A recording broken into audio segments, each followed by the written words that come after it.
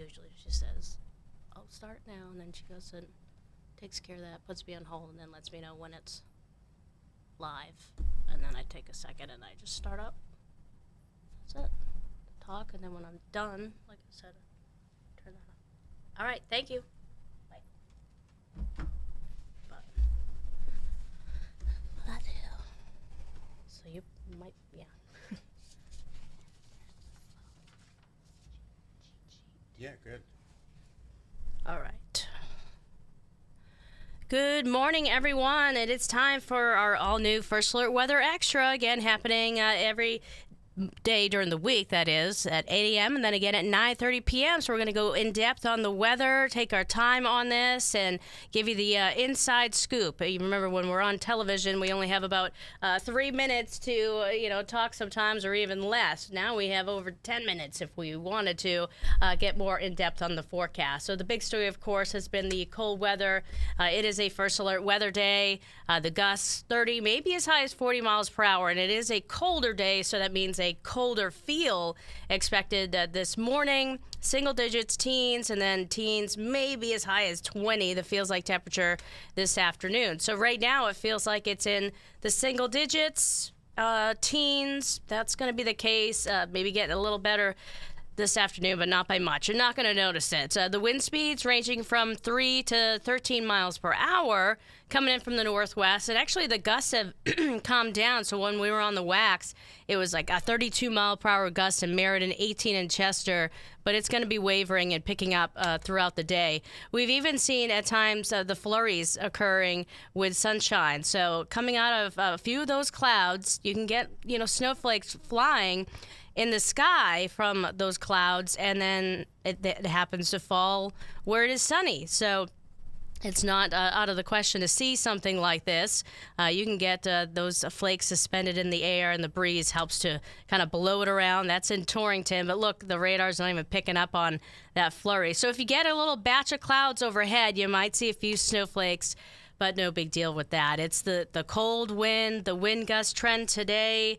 It starts to get higher through the late morning into the afternoon. But notice by 11 o'clock, now we're not even talking about gusts. So the winds are going to be dropping off a lot more for tomorrow, so not quite as bad, the cold. So if you're one to walk outside, or you need to be outside for a longer duration of time, it's just not going to feel pleasant by any means. But at least we'll have some sunshine, so hopefully that helps to warm you up a little bit, especially if you can get out of the wind somehow.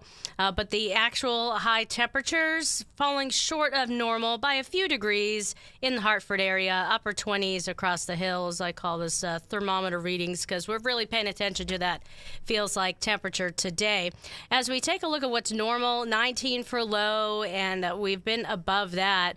We've been below that in terms of the feels like temperature, and the normal high is 35 degrees, and we are just falling short of that, but we'll get back and actually above that as we head towards later in the week. So we're dressing for that feel, single digits and lower teens, and then mid and upper teens to maybe low 20s as we head through this afternoon. So the conditions really don't improve until we get into tomorrow. We've been watching a little bit of lake effect activity, so some of that has managed to make it here. You can see a little blip of blue northwest. It kind of disappears, but still some flakes within those clouds managing to just fly around out there in the wind.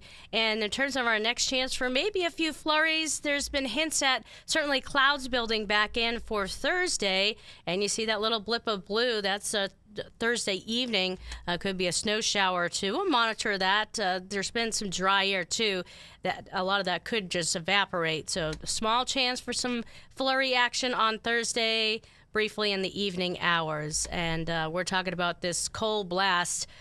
There's another one that's even worse going into next week. So this blast kind of fades away gradually. You'll really notice a difference in temperatures as we head towards the end of the week, Friday, and especially Saturday, before another blast comes our way. And with Saturday, we have a front that's going to produce a little bit of rain, primarily across the state, may mix with a few wet snowflakes north and west.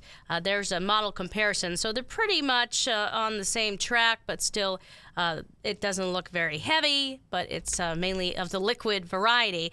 And then we're still in that question mark land. What's happening on Sunday with the chance for snow now? Originally, it was Martin Luther King Jr. Day. We had that chance for snow. Now it's shifting into Sunday.